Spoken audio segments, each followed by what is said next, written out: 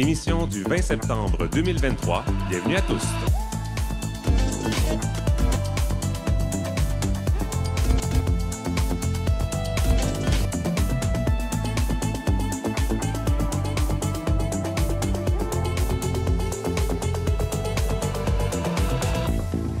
Kim Roy-Grenier au microphone. Aujourd'hui à l'émission, des manifestations ont eu lieu un peu partout au pays contre la diversité de genre et sexuelle dans les écoles. Dans plusieurs villes, des contre-manifestations ont été organisées, dont à Halifax, où nous rejoignons notre correspondante Zoé Comeau. Bonsoir, Zoé. Bonsoir. Quel pronom utilisez-vous, Zoé? Julie. Et qu'est-ce que ça veut dire pour vous de faire partie de la communauté?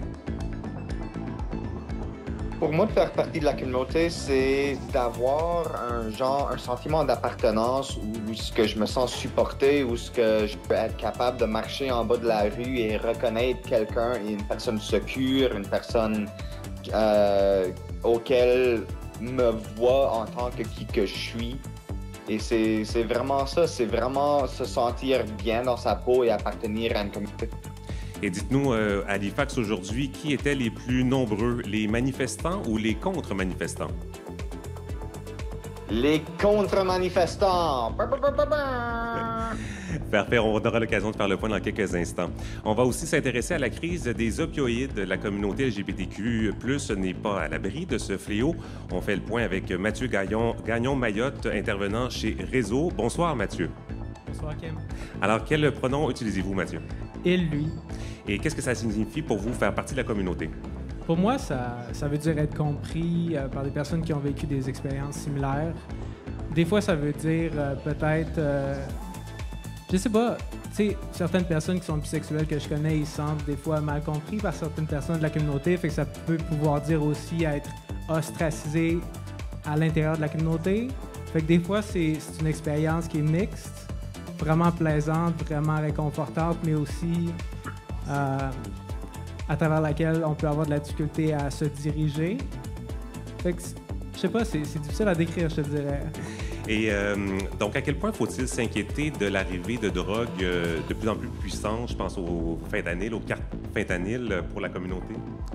Pour la communauté, ben, c'est un enjeu qui est quand même difficile à approcher. Le fentanyl, le carfentanyl, ça peut contaminer certaines substances qui sont vraiment utilisées dans la communauté, comme le crystal meth, le GHB, la kétamine, dans le contexte du chemsex, un domaine dans lequel je travaille en ce moment. Il y a aussi des personnes qui essayent de gérer leur vécu difficile, mettons avec l'homonégativité, la stigmatisation par l'utilisation d'opiacés, et peuvent finalement utiliser du fentanyl, carfentanyl, et ça peut amener à des surdoses. C'est un enjeu complexe. On va faire le point dans quelques instants. Et on rejoint notre chroniqueuse Garance Chartier à Québec pour parler musique. Bonsoir, Garance. Allô, Kim. Comment ça va? Ça va, merci. Il y a un festival qui commence bientôt où on pourra voir des artistes émergents LGBTQ+. Oui, je vais vous parler un peu plus tard du Festival Pop Montréal qui aura lieu du 27 septembre au 1er octobre. Et on aura des extraits à faire entendre aux auditeuristes également. Nous sommes en direct du bar Le Normandie dans le village à Montréal. C'est parti pour tous!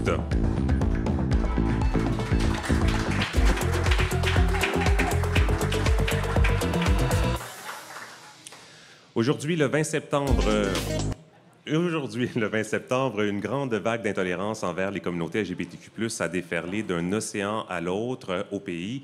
Le mouvement One Million March for Children, que je traduirais librement par 1 million de marcheurs pour les enfants, a organisé une centaine de manifestations dans autant de villes canadiennes pour demander l'élimination de l'éducation à la diversité sexuelle et de genre dans les écoles du pays.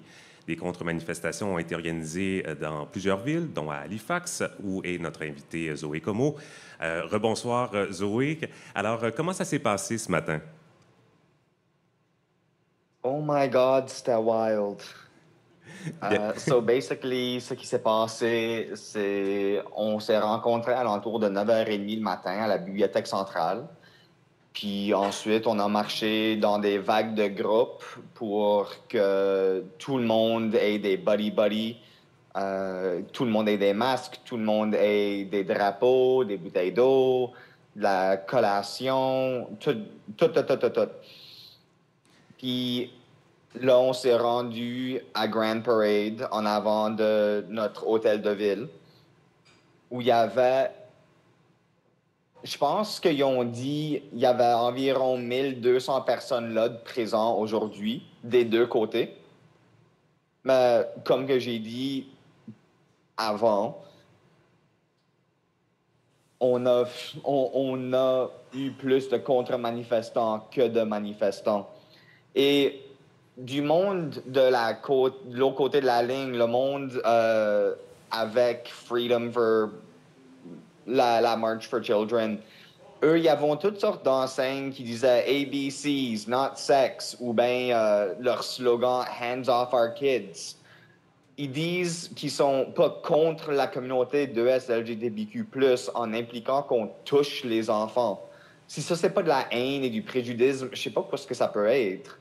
De notre côté de la ligne, on avait des enseignes qui disaient Love trans kids, protect trans lives and teach love. Right? C'est ce genre de mots que nous, on utilisait de ce côté-là de notre ligne. Il n'y a pas eu trop d'altercations entre les deux groupes?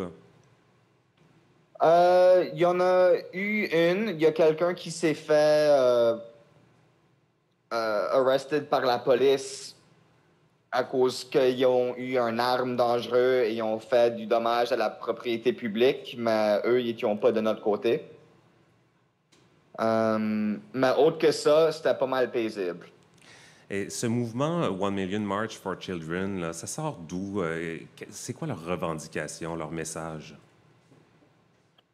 Ben, c'est contre enseigner les enfants à propos du genre et la sexualité à l'école. Right? Ça promouvoit les droits des parents, quote unquote, à cause qu'ici, au Canada, il n'y a pas une déclaration de droits des parents. Ça n'existe pas au Canada.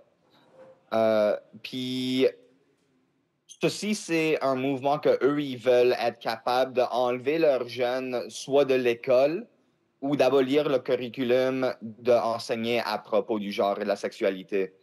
Ils sont aussi contre l'utilisation des pronoms et aussi les toilettes mixtes à l'école. Encore, eux, ils sont dans le champ que c'est des hommes et des femmes. Il n'y a aucun middle ground, il n'y a aucune division, il n'y a aucune... Je sais pas quoi d'autre, là. But... Et d'ailleurs, vous êtes en Nouvelle-Écosse, là, mais il y a un mouvement au Nouveau-Brunswick, dans la province voisine, sur la politique 713. On en a parlé brièvement à la dernière émission. Et le débat a débordé du Nouveau-Brunswick. Ça s'est rendu jusque chez vous en Nouvelle-Écosse. Oui, donc, au Nouveau-Brunswick et au Saskatchewan, et le fait qu'on est directement à côté du Nouveau-Brunswick et que ça se passe, c'est ce genre de pensée-là qui peut seeper into la pensée du monde de notre province. Right? C'est des politiques anti-trans au Canada en général qui donnent du feu aux manifestants pour vouloir faire de quoi. Et vu que partout au Canada, dans une centaine de villes, comme tu as dit, il y a eu des manifestations, ceci, c'est le début de notre bataille ici en Nouvelle-Écosse. La semaine dernière, notre invitée, Marie Ouzo du Gris Montréal, nous disait les questions sur l'identité de genre, l'orientation sexuelle, ça peut survenir en bas âge, dès le primaire, d'où l'importance de ces programmes d'éducation dans les écoles. Vous, de votre côté, pourquoi c'était important d'aller à cette contre-manifestation aujourd'hui? Quand moi j'étais jeune, mon père a apporté la province de la Nouvelle-Écosse en cours pour la discrimination contre la communauté francophone. Donc, moi et lui, on a eu plusieurs conversations par rapport à la discrimination, par rapport au préjudice, par rapport aux tensions entre deux camps. Puis, effectivement, mon père a gagné la bataille et a démontré qu'il y avait de la discrimination contre les francophones. Puis, c'est cet esprit-là que mon père a mis en moi qui m'a fait vouloir manifester, qui m'a fait vouloir me rester debout pour ce que je crois, pour rester debout pour ceux qui ne peuvent pas. D'ailleurs, c'est un autre message là, qu'on a entendu sur nos zones et qu'on commence à entendre, là, cette lutte contre la discrimination, comme quoi il y a en ce moment une légitimisation du discours pour remettre en question les droits des enfants et de la communauté en général, alors que ben, il ne devrait pas y avoir ce discours-là un peu. C'est ce qu'on comprend, c'est ce que vous avez reçu de l'éducation de votre père. Et c'est d'ailleurs un sujet, un enjeu que vous avez exploré dans une de vos créations artistiques parce que vous êtes une artiste aussi. Ouais, je suis une artiste. Donc, non seulement que j'ai ma compagnie de théâtre, le Théâtre des Assimilés, qui est la seule compagnie de théâtre francophone ici en Nouvelle-Écosse, mais j'ai fait un projet solo qui s'appelle Fucking Trans Women. C'est une pièce à propos de l'amour et la sexualité et aussi l'inclusion et l'universalisation des problèmes qu'on a avec l'intimité dans nos communautés. Donc, cette pièce ici, c'était vraiment une célébration de vie trans, right? Comme qu'on voit dans les médias, il y a une tonne de mauvaises nouvelles à propos de quoi ce que c'est être trans. Et finalement, ma pièce était une manière de dire, il y a des bonnes choses. On n'est pas tous tristes. On a des batailles qu'on gagne. Et ouais, c'est ça qui m'apporte vraiment à manifester. C'est ma propre manière de manifester à mettre cette pièce de théâtre-là. Se retrouver entre les gens de la communauté, passer des messages positifs. En Nouvelle-Écosse, cette communauté LGBTQ+, elle se porte comment de manière générale? Ah, honnêtement, ça me réchauffe le cœur. Ici, en Nouvelle-Écosse, on a le plus de personnes trans per capita que n'importe où au Canada. Et la Nouvelle-Écosse est connue comme étant une des provinces les plus sécures pour les personnes de LGBTQ+. Donc, partout quand que je marche dans les rues, je peux voir du monde visiblement queer. Je vois des couples gays, des couple trans, je vois toutes sortes de beauté en avant de moi et partout dans des édifices, ils ont des drapeaux de pride flags. Euh, ils, ils sont vraiment là pour montrer qu'il y a du support. Et il y a même des établissements aujourd'hui qui ont fermé leurs portes à la clientèle et qui l'ont ouvert comme étant un endroit secure et safe pour le monde à aller durant la manifestation. Et ce sentiment-là que vous avez d'acceptation ou de soutien de la communauté, avec une manifestation comme on a vu aujourd'hui, ben, pas juste à Halifax, là, il y en a eu d'autres dans la province, il y en a eu d'autres partout au pays. Est-ce que vous sentez que ce sentiment d'intolérance, en fait, gagne un peu du terrain dans la population en général en Nouvelle-Écosse, ou si le réseau en tout cas, vous semble assez fort pour résister à cette montée de mouvements haineux? Je pense qu'on a de la résistance assez. Je pense qu'on peut le faire. Ça va prendre du travail, ça va prendre la mobilisation et ça va être difficile. Et c'est bien possible qu'il va y avoir d'autres manifestations, mais on va être là. On va pas les laisser gagner. On est vivant. En tout cas, la mobilisation, il y en a eu un peu partout à travers le pays.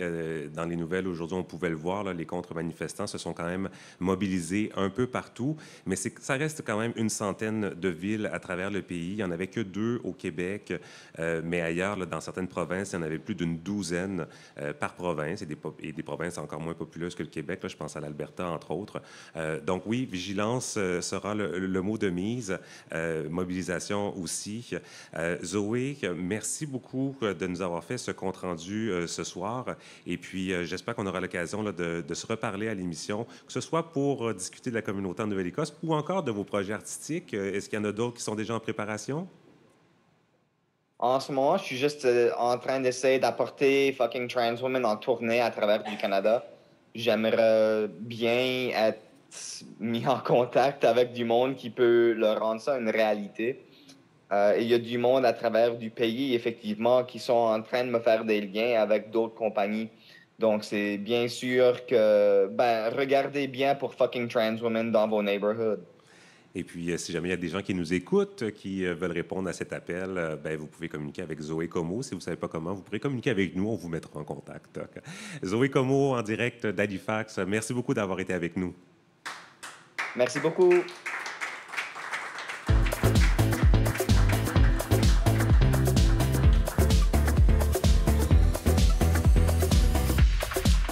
Voici maintenant un résumé des nouvelles nationales et internationales. Au Nouveau-Brunswick, le premier ministre Blaine Higgs envisage la possibilité de recourir à la disposition de dérogation pour éviter des contestations judiciaires de la nouvelle politique 713, selon Radio-Canada. Cet outil permet à un gouvernement d'adopter une loi sans qu'elle ne respecte l'ensemble des droits prévus dans la Charte canadienne.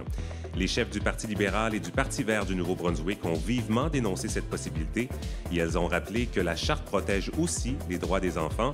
De son côté, l'Association canadienne des libertés civiles soutient que d'utiliser la clause dérogatoire est une forme d'aveu de la part du gouvernement que sa politique est inconstitutionnelle.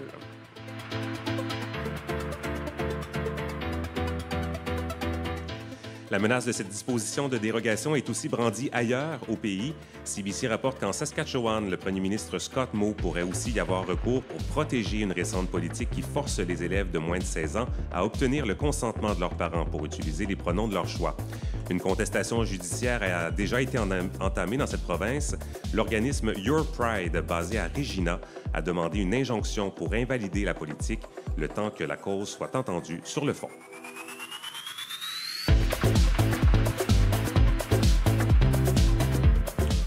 Les États-Unis ont défendu les droits des communautés 2E LGBTQIA+, à l'Assemblée générale des Nations unies à New York. Le Washington Blade cite le président Joe Biden qui a dénoncé plusieurs pays qui portent atteinte aux droits des communautés comme la Chine, l'Iran, le Darfour ou encore l'Ouganda. Ce pays a adopté une loi le printemps dernier qui rend l'homosexualité passible de la peine de mort.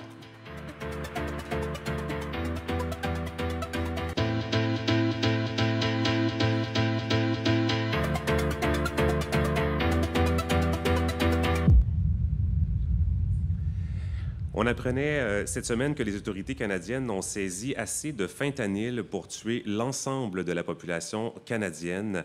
Comment l'arrivée de ces drogues de plus en plus puissantes affecte-t-elle les consommateurs des communautés LGBTQ+. On fait le point avec Mathieu Gagnon-Mayotte, intervenant chez Réseau, un organisme qui a pour mission de promouvoir la santé et le mieux-être des hommes gays et bisexuels, cis et trans. Bonsoir Mathieu. Bonsoir. Alors, comment cette crise des opioïdes sévit dans la communauté? Est-ce qu'on observe la même hécatombe que dans le reste de la population? Je te dirais, moi, personnellement, je travaille avec des hommes qui utilisent des substances dans un contexte de sexualité. Je fais pas vraiment affaire à des personnes qui utilisent des opiacés. Il y a définitivement une contamination qui a été rapportée par la santé publique au niveau des substances comme le crystal meth, comme le crack, comme la cocaïne. Donc, il y a définitivement cette chance-là.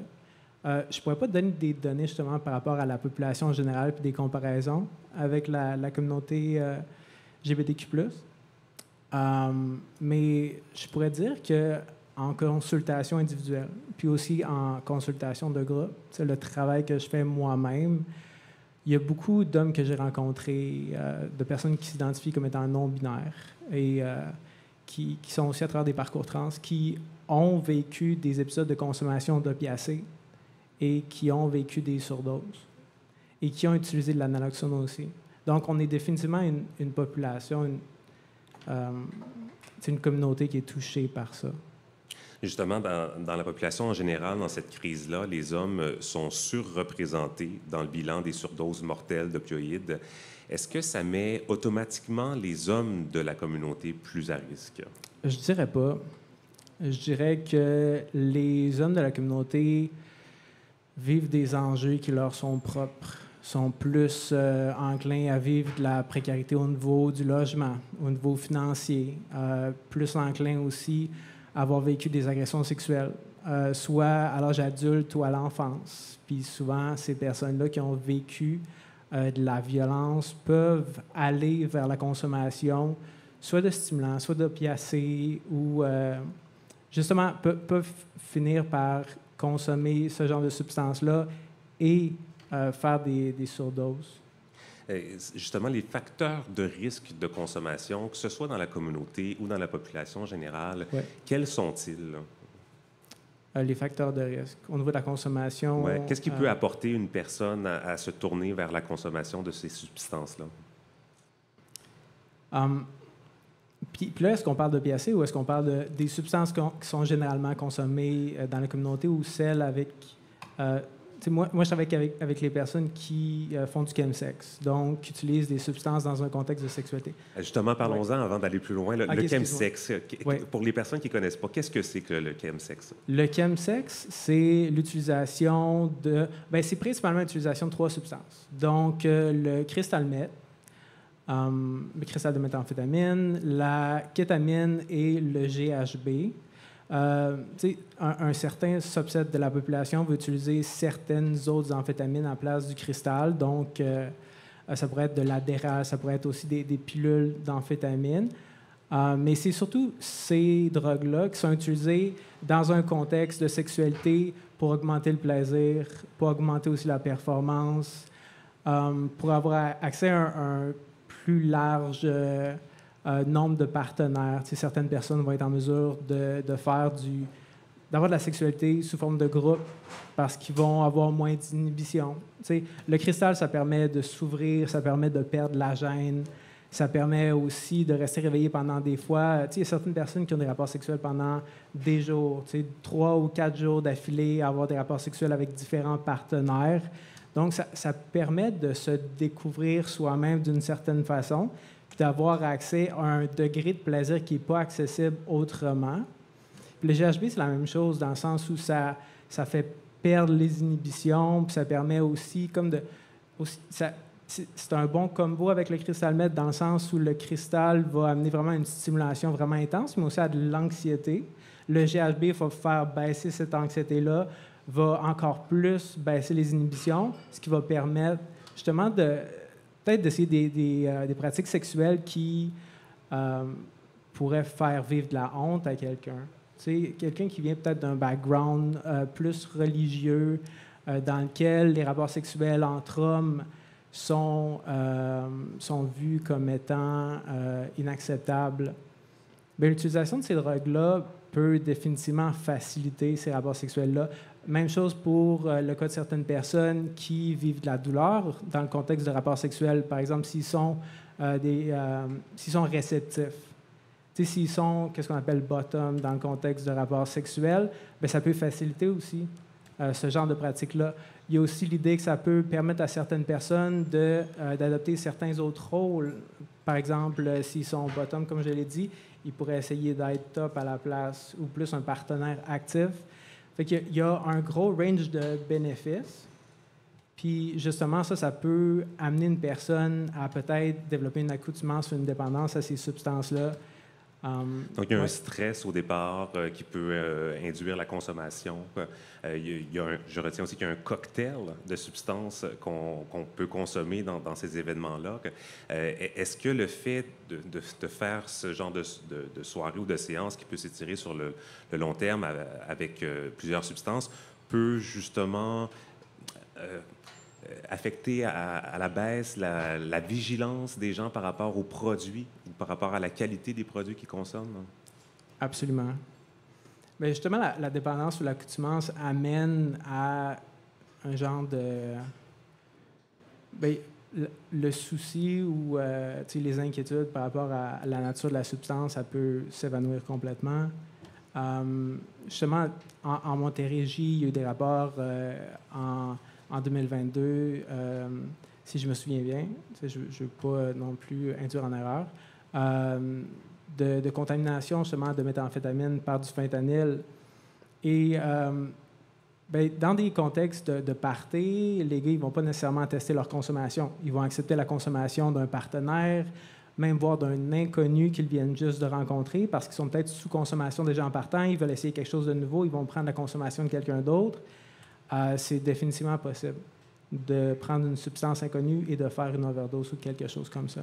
Vous avez mentionné tester les substances. Ça fait partie des mesures que la santé publique essaie de mettre en place, des laboratoires pour tester la substance. On parle de distribution de kits de naloxone aussi, ouverture de sites d'injection supervisés. Est-ce que ces mesures sont bien adaptées pour les consommateurs de la communauté? Je dirais qu'ils sont de mieux en mieux adaptés dans le sens où ils sont de plus en plus accessibles.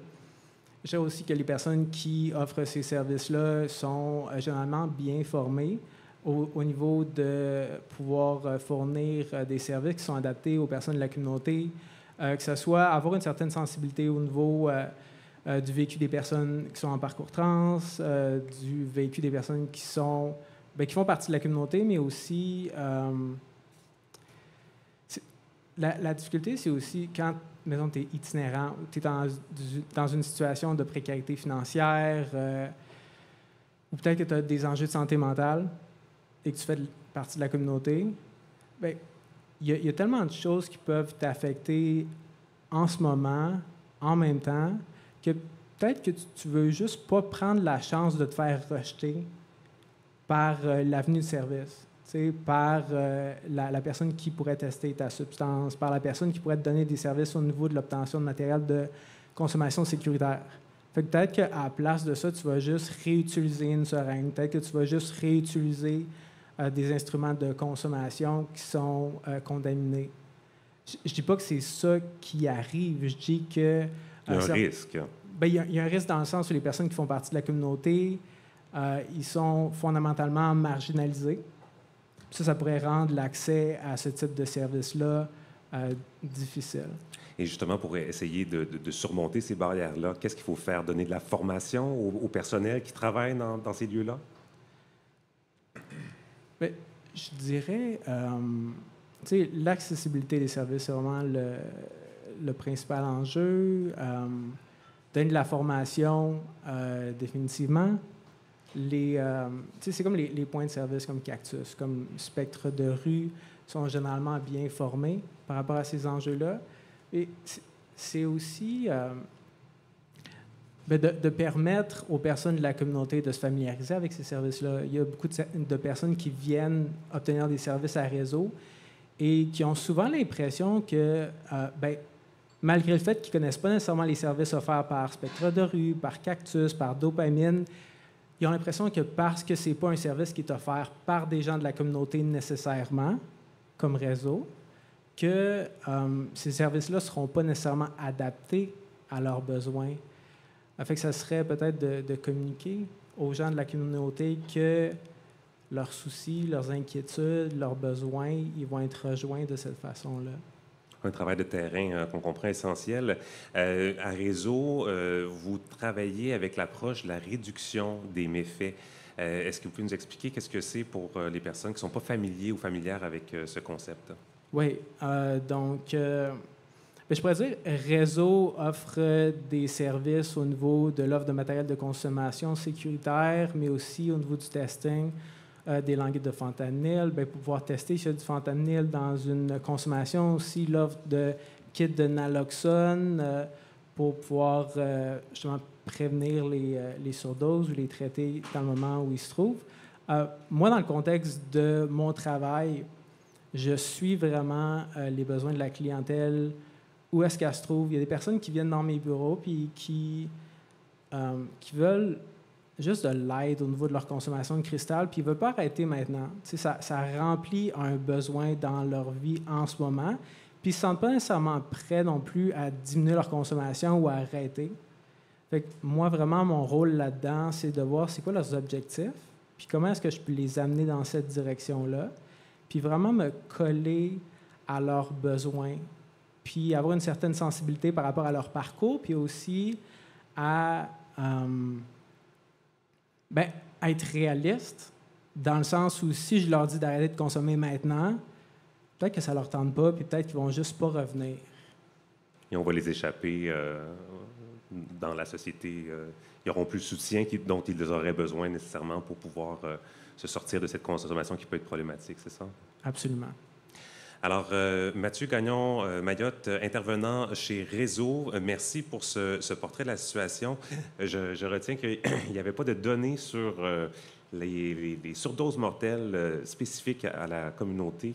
Peut-être qu'on pourrait lancer un appel à la santé publique de faire un petit alinéa dans leur recherche pour compiler ces données-là pour permettre d'améliorer l'intervention sur le terrain là, auprès des consommateurs. Merci beaucoup, Mathieu. Merci, Kim.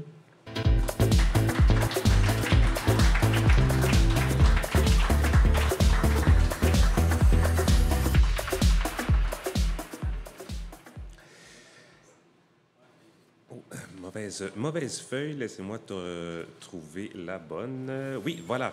Donc, l'été achève dans quelques jours. On dit souvent que la saison des festivals se termine quand vient l'heure de la rentrée, mais l'automne, qui commence dans quelques jours, a aussi son lot de festivals. La fête n'est pas terminée et il y a encore tout plein d'occasions d'aller découvrir des artistes de la scène émergente. J'en parle avec Garance Chartier, notre collaboratrice en musique. Bonsoir, Garance. Allô, allô, Kim. Allô, tout le monde au Normandie. Alors, il y a un festival qui commence bientôt à Montréal, c'est ça? Oui, c'est le Festival Pop Montréal qui fête ses 21 ans du 27 septembre au 1er octobre. Que ça se passe dans différentes salles de spectacle de la ville de Montréal, dont la Sala Rossa, l'Escogriffe, au Ursa, à la Casa del Popolo, ou bien plusieurs autres salles. C'est quoi comme festival? Ben, c'est ce que j'allais dire, justement. C'est un festival qui met beaucoup de l'avant les artistes émergents, émergentes. Alors, si vous êtes des personnes qui aimez découvrir des artistes ou surtout découvrir avant tout le monde les talents de demain, ben, vous serez à la bonne place. Et donc, tu as voulu nous faire découvrir deux artistes des communautés qui seront de la programmation du festival cette année et qui, pour toi, en fait, valent le déplacement d'aller les découvrir sur place ou même en ligne, mais idéalement sur place. Ah. Idéalement sur place. En fait, presque toute la programmation vaut le déplacement, mais j'ai choisi deux artistes dont le premier est un groupe qui s'appelle Sauf les drones. Alors, c'est un ensemble qui a à cœur la représentation des personnes trans, non-binaires, queer et femmes dans l'univers musical, et plus précisément dans la scène post-rock instrumentale et expérimentale. Vous allez voir dans mes chroniques à l'avenir, je pige et je plonge dans différents styles. Donc, ça sera toujours une surprise.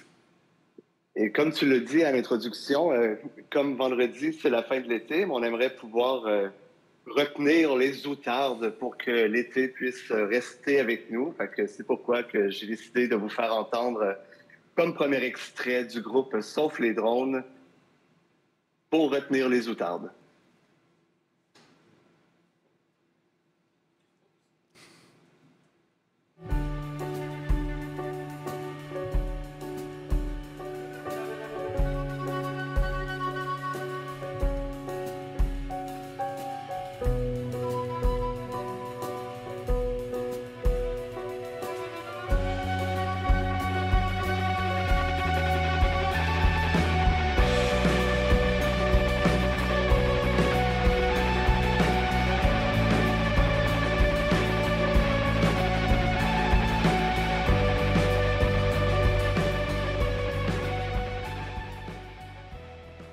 Alors, Garance, qui sont-ils, elles, ce groupe?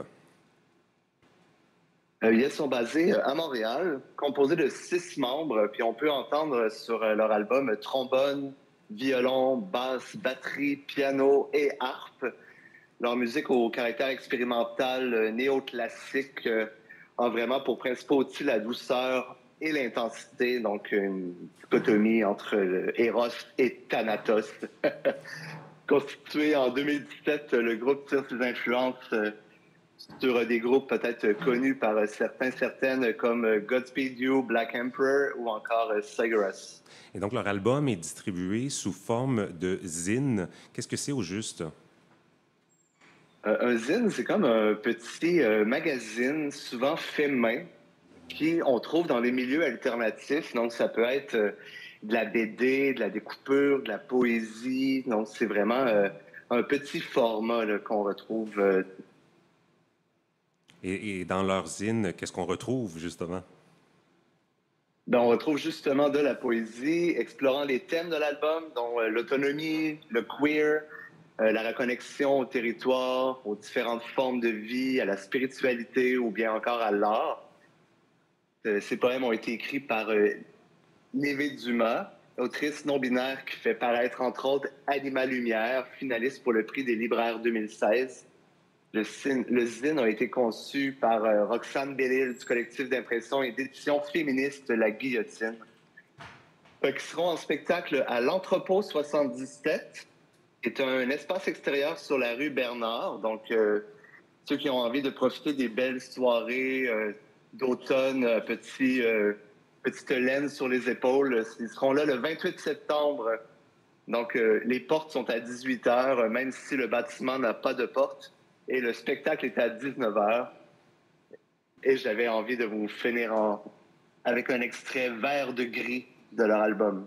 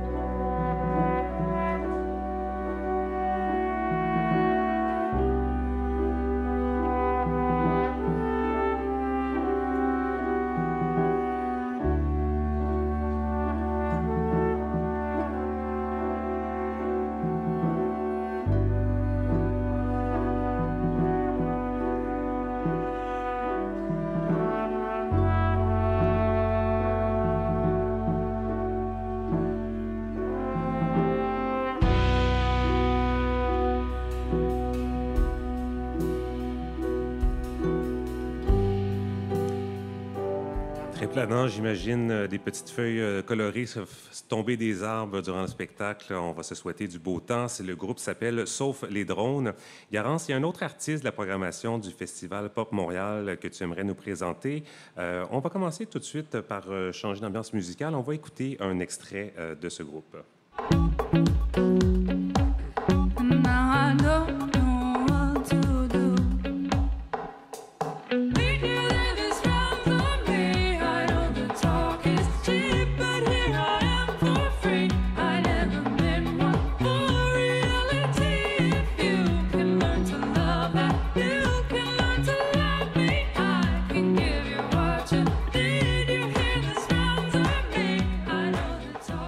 Garance, tu n'es pas ici dans la salle, mais je vois quand même quelques personnes bouger au son de cette musique. Qui on vient d'entendre? Alors, on vient d'entendre Russell Lauder. Moi aussi, je dansais dans ma cuisine, comme ça, je groovais les épaules. Alors, l'auteur-compositeur et producer, artiste multidisciplinaire montréalais. J'aimerais ça faire un petit... un producer en anglais, c'est comme un réalisateur en français. Je tiens à le nommer parce qu'en français, on va nommer souvent producteur. Et c'est pas le même rôle du tout. Là. Un producteur en français, c'est celui qui amène l'argent, en fait.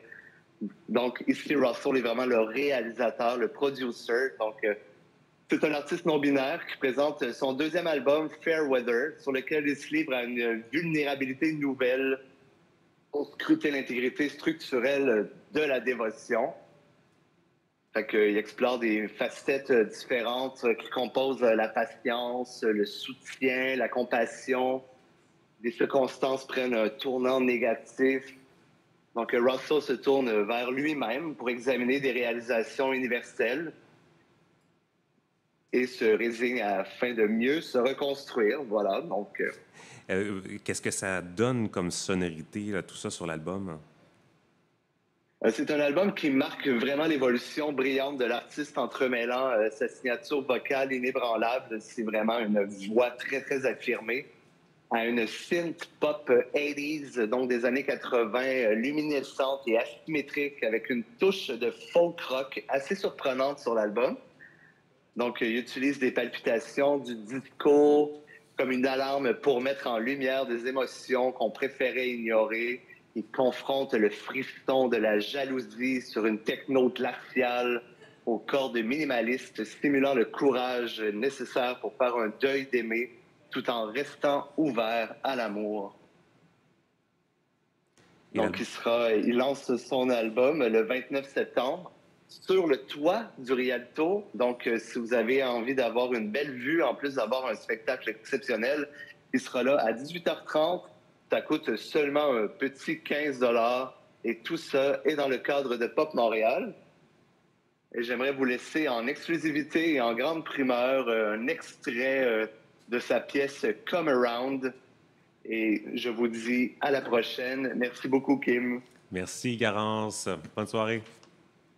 Bonne soirée.